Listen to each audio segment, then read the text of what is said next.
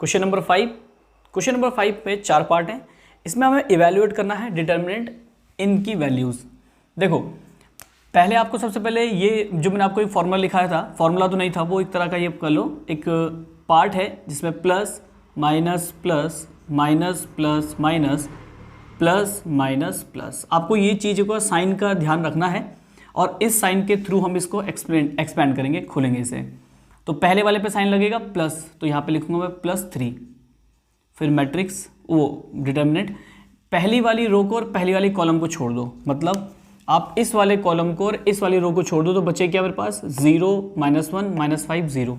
तो ये आ गया 0 -1 -5 0। नेक्स्ट साइन क्या है माइनस, ये माइनस है और यहाँ पे -1 ऑलरेडी है, ठीक है। अब क्या करेंगे हम इस वाले कॉलम को और इसी वाली रो को छोड़ देंगे तो बचा क्या मेरे पास 0 -1 3 1 3 0।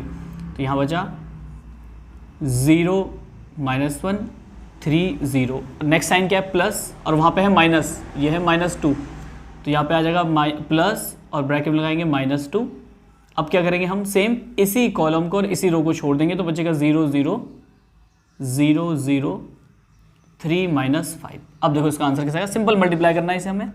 तो ये आ गया 3 0 × 0 0 हो गया, माइनस माइनस माइनस प्लस, तो ये आ गया आंसर। ये हो गया +1 ब्रैकेट, ये हो गया 0 अगेन इसके क्योंकि माइनस आता है बीच में, और ये हो गया माइनस और माइनस माइनस प्लस, तो 3 हो जाएगा। ये -2, ये भी 0 ये भी 0, तो फाइनल आंसर कितना आएगा इसका, ये हो गया -5, तो -5 ये हो गया -15, ये हो गया 3 + 3 और वो तो हो गया पूरा 0, तो 0, तो आंसर हो गया -12। तो पहले का आंसर कितना आ गया -12। अब सेकंड वाले पार्ट में क्या है देखो, अब हमें इसे ओपन करना है इसके रिस्पेक्ट में, तो क्या दिया हुआ है +3, इसी कॉलम को इसी रो को छोड़ देंगे बचेगा क्या 1 -2 3 1, फिर आता है माइनस साइन और माइनस माइनस +4, इसी कॉलम को इसी रो को छोड़ देंगे बचेगा 1 -2 2 1 और लास्ट साइन क्या है +5, तो इसी कॉलम को और इसी रो को छोड़ देंगे 1 1 2 3 1 1 2 3, क्रॉस मल्टीप्लाई करेंगे आंसर आएगा इससे।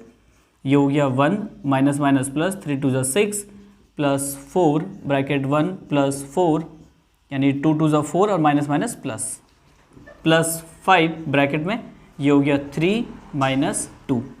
तो यहाँ कितना आ गया 7 3 21 +5 4 20 और ये हो गया 1 यानी कि 5। तो कितना आ गया आंसर हमारे पास, ये हो गया हमारे पास 41 46, ये इसका आंसर आ गया। ये सेकंड वाले का आंसर आ गया हमारे पास।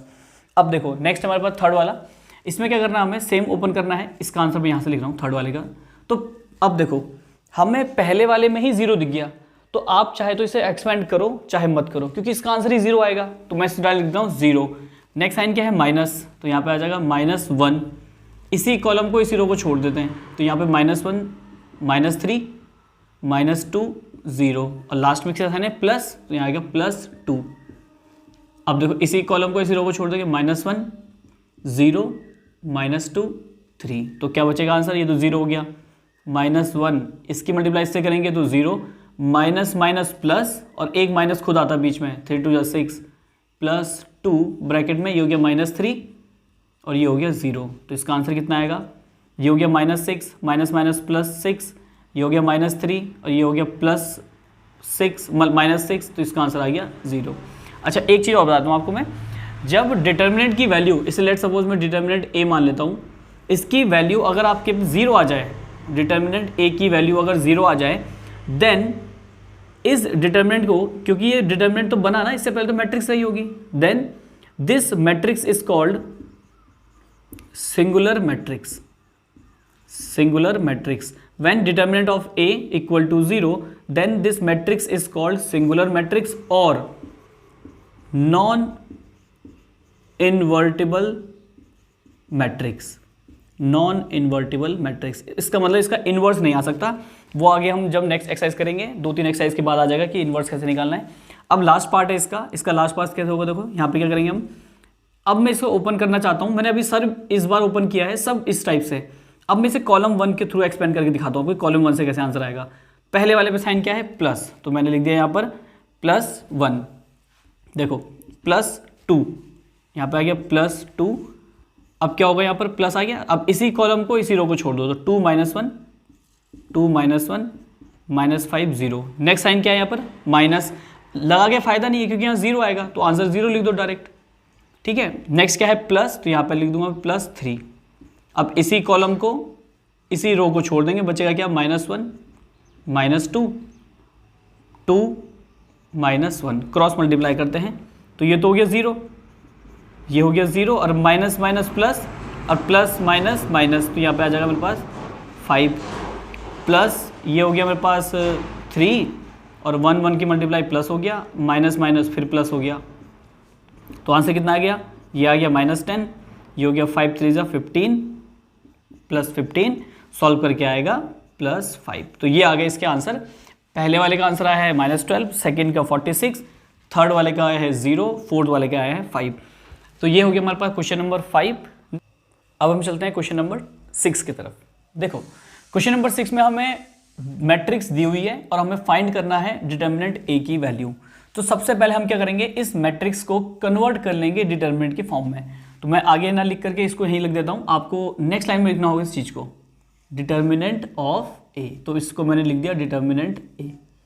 अब इसकी एक वैल्यू आ सकती है, तो यहाँ भी मुझे डिटर्मिनेंट लगाना होगा। कैसे आएगी वैल्यू, प्लस माइनस प्लस। तो पहले लिखता हूँ मैं +1, जिस कॉलम पे हो, जिस एलिमेंट पे हो उसी की कॉलम, उसी की रो, उसी कॉलम को छोड़ देंगे, बचेगा कितना, 1 - 3 4 - 9।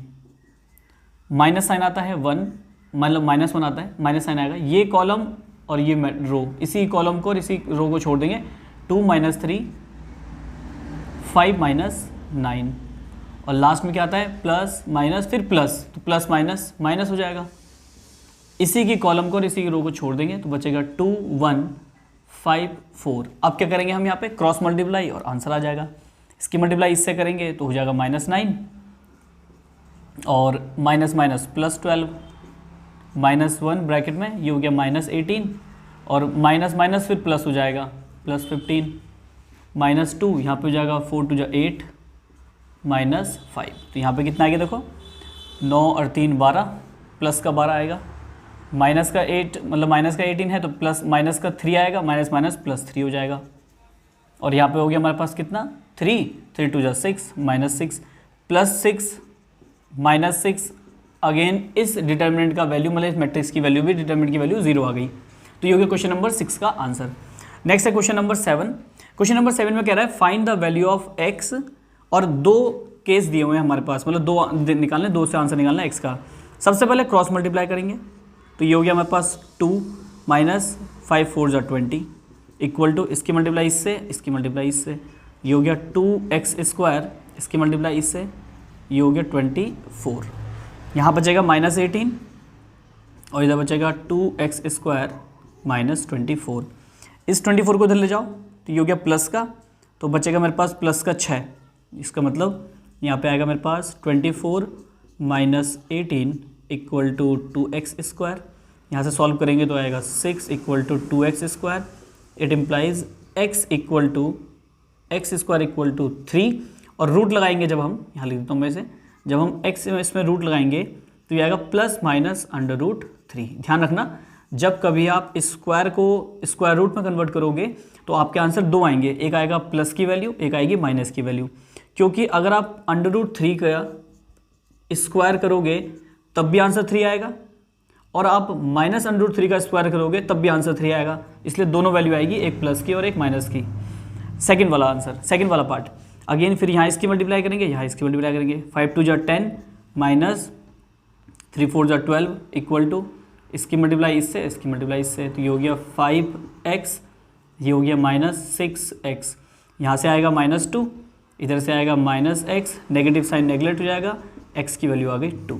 तो हमारे पास पहले का आंसर आ गया ±√3, नेक्स्ट वाले का आंसर आ गया 2। अब लास्ट क्वेश्चन है क्वेश्चन नंबर 8। देखो जो मैंने यहाँ बताया था ना, वही इसमें लॉजिक करेगा हिट। देखते हैं कैसे। यहाँ पे इसकी मल्टीप्लाई इससे करेंगे, इसकी मल्टीप्लाई इससे, x की वैल्यू निकालनी ना कि कौन सी आएगी, ये ऑप्शन वाला क्वेश्चन है। तो इसकी मल्टीप्लाई करेंगे तो ये होगा x² माइनस, यहाँ हो गया 18 दूनी 36 इक्वल टू, ये हो गया मेरे पास 36 माइनस 6 गुणा 6 36, और यहाँ पे 18 दूनी 36, ये भी 36 आ गया। तो यहाँ तो 0 आ गया, एक्स स्क्वायर माइनस 36, ये 36 हो जाएगा प्लस हो गया, तो एक्स स्क्वायर इक्वल टू 36। अब यहाँ पे एक्स की वैल्यू जो आएगी वो आएगी प्लस माइनस अंडर रूट 36, तो आंसर क्या आएगा प्लस माइनस 6। तो जो ऑप्शन में आपको प्लस माइनस 6 दिखाई देगा ऑप्शन नंबर बी। तो ये होगी हमारे पास एक्सरसाइज 4.1 कंप्लीट। अब हम आपको मिलते हैं एक्सरसाइज 4.2 में।